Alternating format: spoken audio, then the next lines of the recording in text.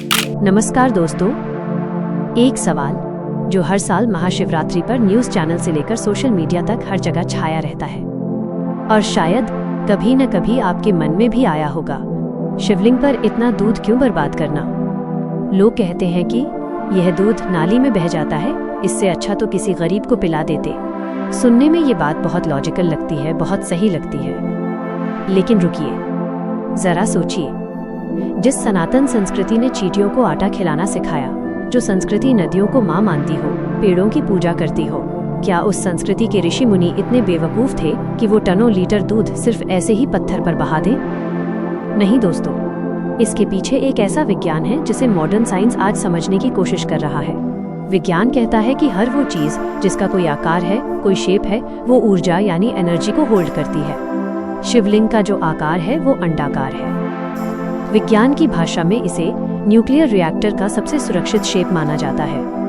अगर आपको यकीन न हो तो आप मुंबई के भाभा एटॉमिक रिसर्च सेंटर की इमारत को देखिए, वो बिल्कुल शिवलिंग के आकार की है।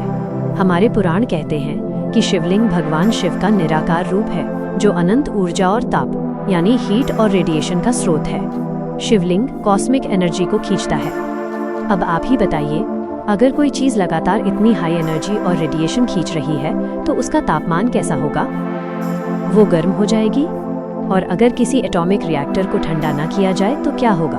वो फट सकता है, तबाही मचा सकता है। यही कारण है कि शिवलिंग के ठीक ऊपर एक कलश बांधा जाता है, जिससे 24 घंटे बूंद बूंद करके पानी गिरता रहता है ताकि वो शांत रहे। लेकिन सिर्फ पानी क्यों नहीं, दूध, घी और शहद क्यों? आयुर्वेद और विज्ञान दोनों मानते हैं कि दूध और घी में रेडिएशन को सोखने की यानी एब्जॉर्ब करने की क्षमता पानी से ज्यादा होती है। दूध में फैट होता है जो उस पत्थर की गर्मी को, उस रेडिएशन को अपने अंदर सोख लेता है और पत्थर को टूटने से बचाता है। इसलिए शिवलिंग पर चढ़ाया गया दूध या पानी चरणामृत समझकर पिया नहीं जाता। आपने देखा होगा कि मंदिर में हम शिवलिंग की कभी पूरी परिक्रमा नहीं करते, हम आधे रास्ते से लौट आते हैं। जहाँ से पानी बहकर निकल रहा होता है उस नाली को हम लांघते नहीं हैं। क्यों? क्योंकि वो पानी शिवलिंग को छूकर आ रहा है।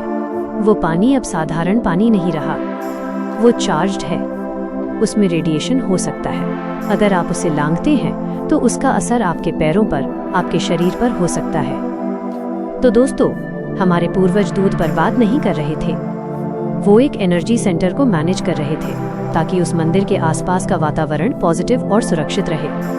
ये अंधविश्वास नहीं है, ये एडवांस एंशिएंट साइंस है। तो अगली बार जब आप शिवलिंग पर लोटा भर जल या दूध चढ़ाएं तो गर्व महसूस करें।